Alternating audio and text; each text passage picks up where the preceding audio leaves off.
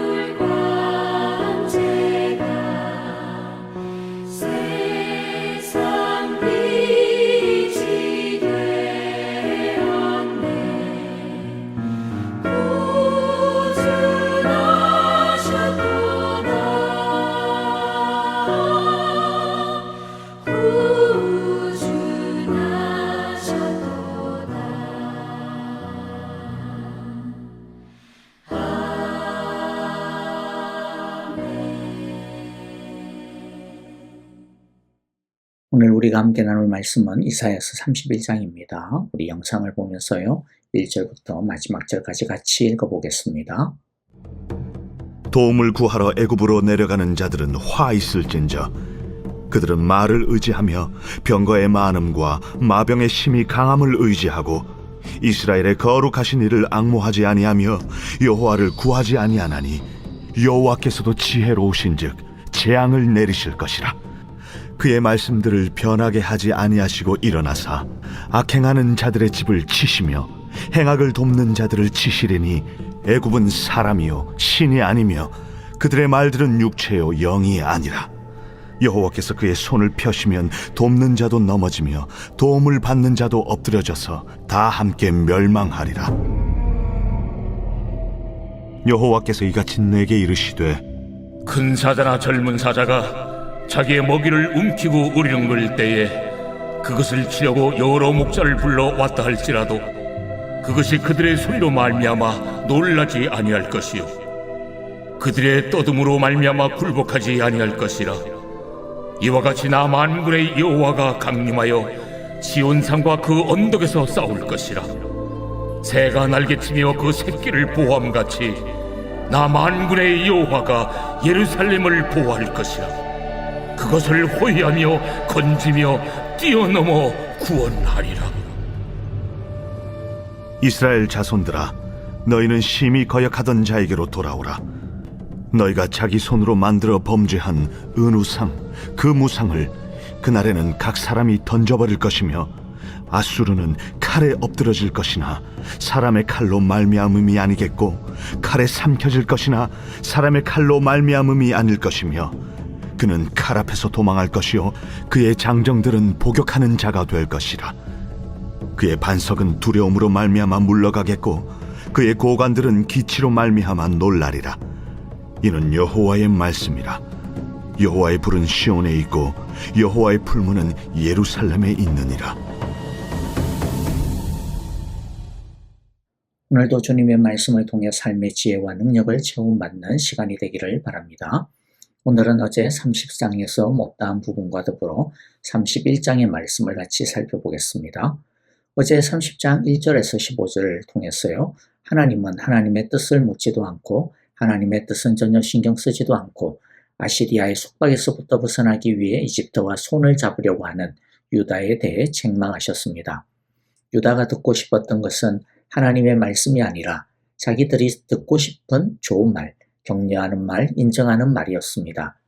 아시리아를 보낸 것은 하나님이시라는 것을 하나님은 분명히 알려주었습니다. 유다 안에 퍼져 있는 곰팡이 같은 우상숭배와 불신앙을 회개케 하여 유다를 새롭게 하시기 위한 하나님의 비상조치였습니다.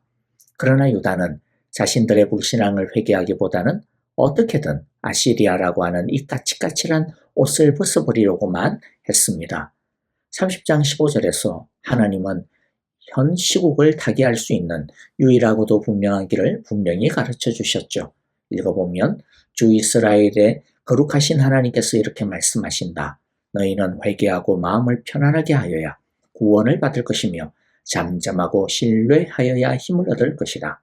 그런데 유다는 어떻게 반응을 합니까? 15절 후반부에 보면 이렇게 반응을 합니다.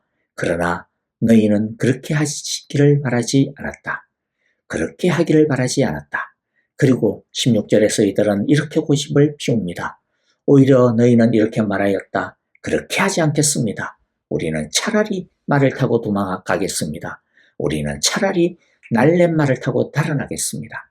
이 말은 하나님의 말씀은 듣지 않고 우리가 하려고 하던 원래 계획대로 하겠다라는 겁니다. 왜냐하면 그게 훨씬 더 이성적이고 합리적이고 전략적이고 효과적이라는 것이죠. 이런 불신앙에 대해 하나님은 뭐라고 16절, 17절에서 말씀하고 있습니까? 뭐라는 거예요? 너희들이 살 길인 줄 알고 가는 그 길, 그런데 그 길이 무슨 길이라는 겁니까? 망하는 길이 될 거라는 겁니다. 우리 눈에 보기에 좋은 길, 안전한 길이 좋은 것이 아니고 안전한 것이 아닙니다. 우리 눈에는 아직 보이지 않아도 말씀의 길, 하나님의 길이 좋은 길이고 안전한 길입니다. 줄 이집트 하던 때 홍해바다 앞에 섰던 이스라엘을 한번 상상해 보세요. 그들 눈앞에 펼쳐진 홍해는 어떤 길처럼 보였습니까?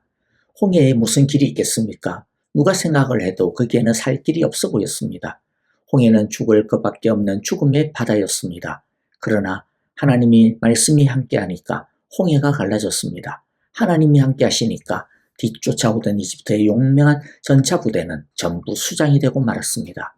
그러니까 중요한 것이 무엇입니까? 하나님의 말씀이 있으면, 하나님이 함께 하시면 그곳이 어떤 곳이든지 어떤 상황이든지 살 길이 됩니다.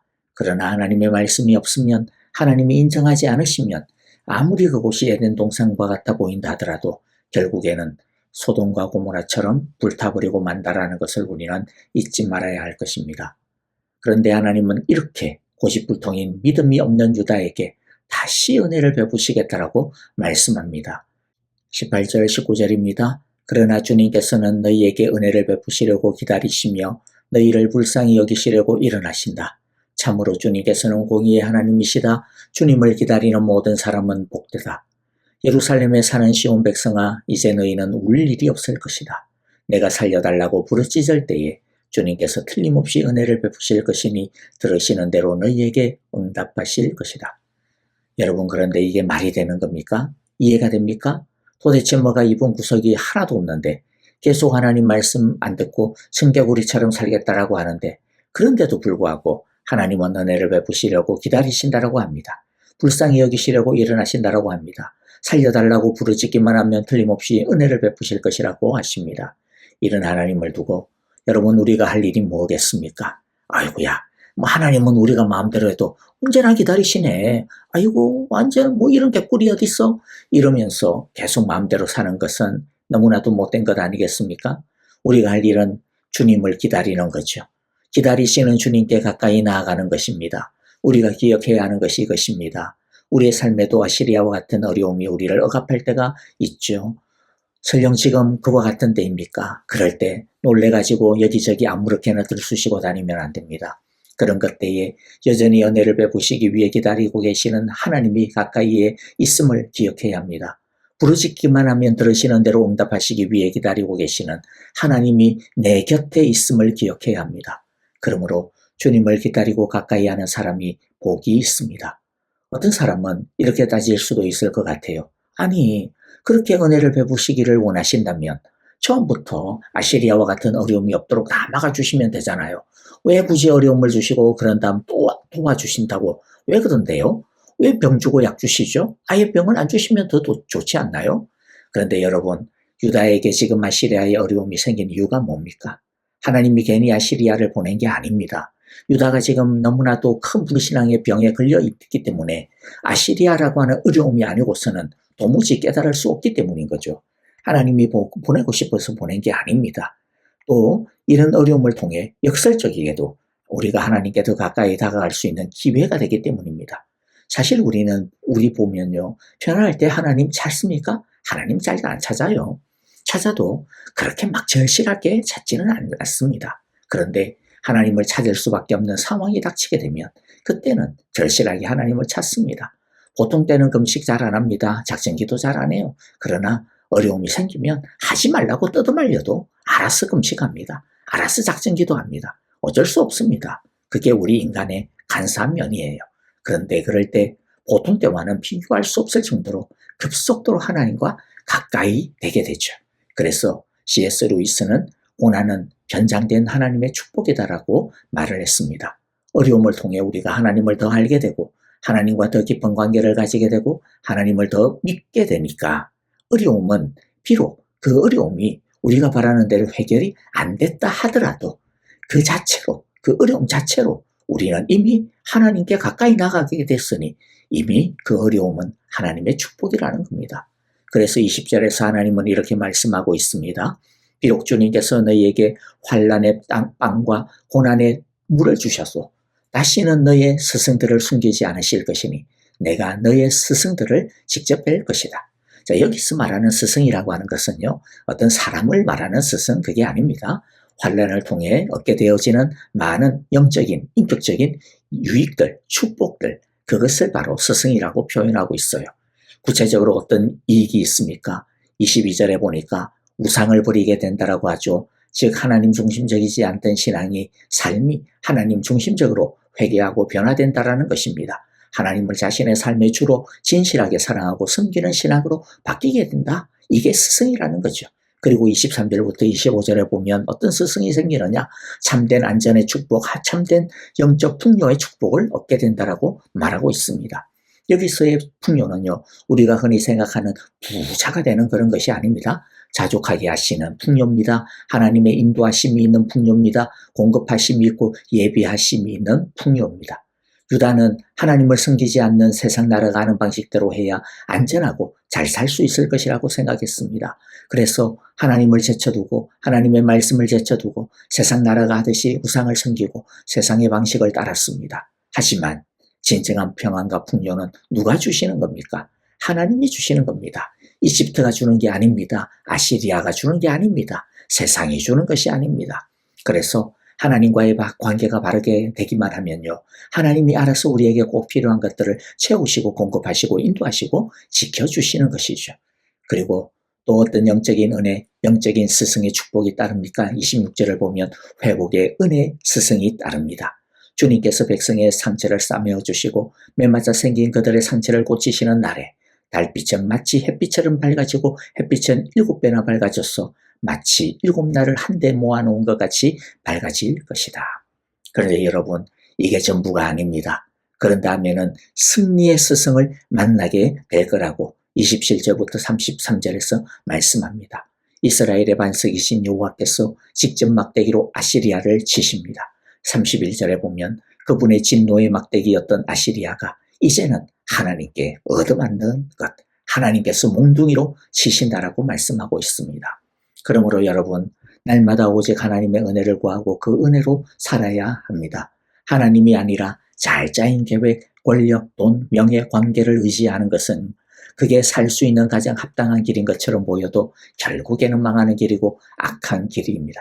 하나님을 가까이 하면, 하나님의 말씀이 우리 안에서 제대로 살아 역사하게 되면 아무 길이 없어 보이는 홍해바다와 같은 상황을 앞에 맞닥뜨렸다 할지라도 그 바다가 열리게 될 겁니다. 바다 가운데 난 길이 우리를 맞이하게 될 것입니다. 우리는 바다 가운데 난 그 길을, 마른 땅을 걷게 될 것입니다.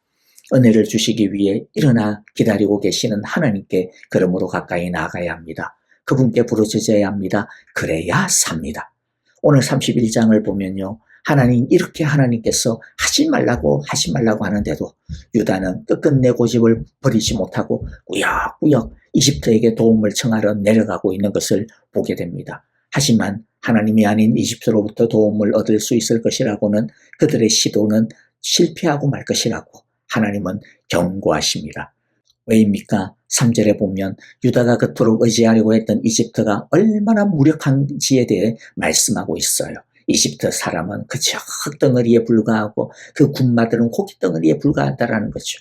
그러면서 반대로 하나님은 얼마나 강한지, 얼마나 하나님께서는 유다를, 하나님의 자녀를 도우시고자 하시는지 그 마음에 대해 대조하여 말씀하고 있습니다. 4절에 보면 하나님은 자신을 사자에 비유하여 말씀합니다. 사자는 너무나도 강하기 때문에 사자가 먹이를 잡고 으르렁거리면 목자들이 떼를 지어와서 소리를 지르고 쫓아내려고 해도 그 사자를 쫓아낼 수 없다라는 거죠. 그처럼 하나님은 너무나도 강하신 사자라는 겁니다. 이 세상의 어떤 나라나 어떤 신들보다도 강하다라는 것이죠. 그 강하신 하나님이 시온산과 언덕들, 즉 유다를, 하나님의 백성과 자녀를 사자처럼 보호하신다라는 것이죠. 그리고 5절에서는 이제 하나님을, 자기 자신을 새에다가 비유하시는데요. 새가 날개를 펴고 둥지의 새끼를 보호하듯이 만군의 주님께서 예루살렘을 보호하신다, 감싸주고 던져주시며 다치지 않게 뛰어넘어서 그 도성을 살리신다. 하나님은 이처럼 우리를 도우실 마음도 충만하고 우리를 도우실 힘도 충분합니다. 그런데 왜 지금 유다는 계속 어려움에서 벗어나지 못하고 있습니까? 이들은 하나님이 자신들에게 관심이 없다라고 생각했어요. 하나님은 아시리아의 칼과 말들로부터 자신들을 지킬 힘이 없다라고 오해했습니다. 하나님은 아시리아의 신들보다 힘이 없어, 예전에는 하나님이 힘이 센 신이었는지 모르지만은 지금은 힘이 다 빠진 것 같아 라고 잘못 알았습니다. 아닙니다. 유다를 사랑하는 하나님의 마음은 조금 더 줄어들지 않았습니다. 오히려 더 불타오르고 있습니다. 하나님의 능력이 쭈그러들지 않았습니다. 그런데 왜 유다는 아시리아의 억압 아래 신음하고 있습니까? 그것은 유다에게 문제가 있었습니다. 유다가 하나님을 온전히 믿지 않았습니다. 제대로 의지하지 않고 있기 때문입니다. 하나님을 떠나 있기 때문입니다. 아니, 하나님을 등지고 있기 때문입니다. 그래서 하나님의 손이 짧아서가 아니라 유다의 죄악이 하나님의 사랑과 능력을 가로막고 있기 때문이죠. 그래서 하나님은 유다를 향하여 다시 강력하게 회개를 촉구하십니다. 6절입니다. 이스라엘의 자손아, 너희가 그토록 거역하던 그분께로 돌이켜라.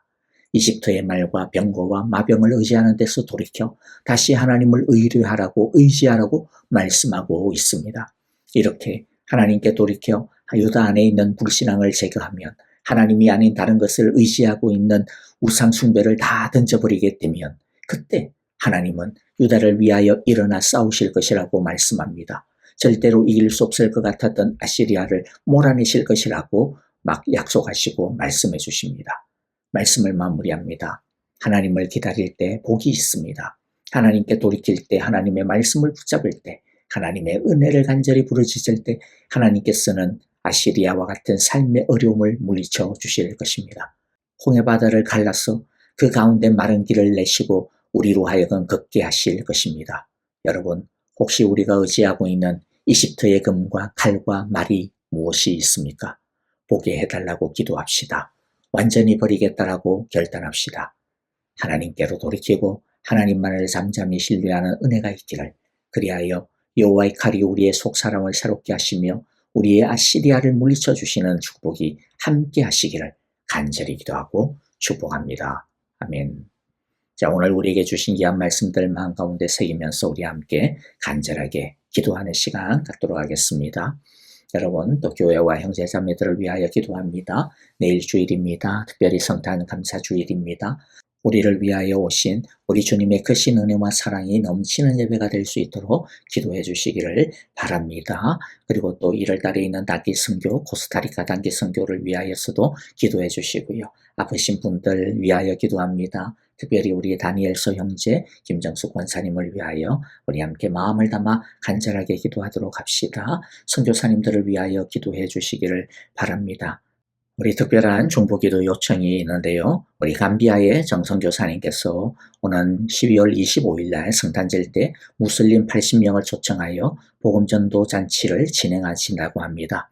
여러분, 우리 함께 이 시간을 위하여서 같이 마음을 담아 기도하도록 합시다. 우리 다 함께 찬양하며 기도하겠습니다. 온 마음을 다해 주님을 찬양합니다. 그 선한 힘에 고요히 감사하며